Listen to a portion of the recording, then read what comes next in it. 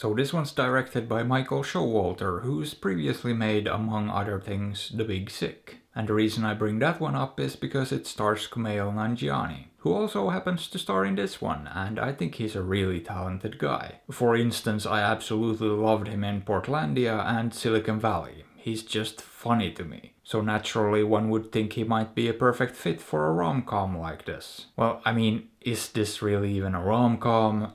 I'd say that's very debatable. Although it does have some clear rom-com elements to it, that's for sure. And in the beginning it sort of tries to trick you into thinking that's what it is. And I will say I fell for it, partially because I had absolutely no idea what the movie was gonna be about. And I absolutely loved the intro sequence. It was great, it was cute, and I thought the two leads had instant chemistry. So it set up a great foundation for something that would turn out to be something quite different. But yeah, if you're gonna have a couple in a movie, they need to have chemistry. They need to play off of each other and they need to work well together. That's possibly the most important part, and this movie nailed that aspect. So no complaints from me as far as the casting and the performances from the two leads go. I liked them a lot, and that helped carry the movie quite a bit actually. Because it does have its fair share of funny moments sprinkled throughout. However, when it comes to the actual story, well, it takes a left turn pretty quick. And it gets a bit silly, and the rest of the movie is kinda silly, to be completely frank. It's just one of these movies where the plot is a bit outlandish and in no way believable. You just have to accept that it's one of those movies and go with it. And for the most part I did manage to turn off my overly critical side of my brain.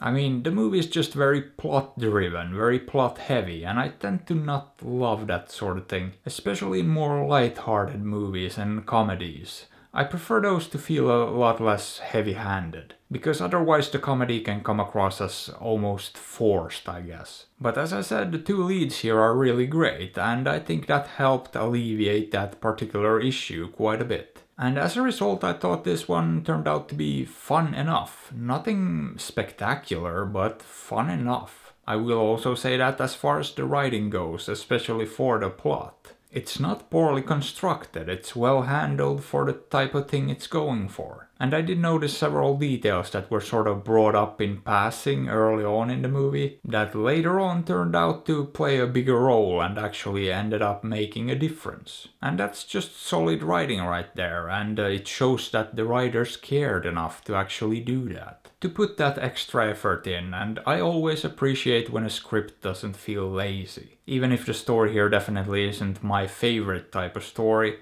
at least I can give it credit for not being lazy. And I think that's about it. I don't really have a ton to say about this one. But I did find it to be enjoyable to a certain extent, and I guess my summary would be that it's fun enough. However, would I recommend it? There are worse movies out there you could watch, so maybe give it a peek. Or maybe don't. After all, I'm not your dad. But hey, what are your thoughts on this? Have you seen it? Did you like it? Let me know. And if you enjoyed the video, maybe give it a thumbs up or sub to the channel, because that would be fantastic. And if you'd like, you can also support me on Patreon or PayPal through the links in the description. And as always, I appreciate you and thanks for watching.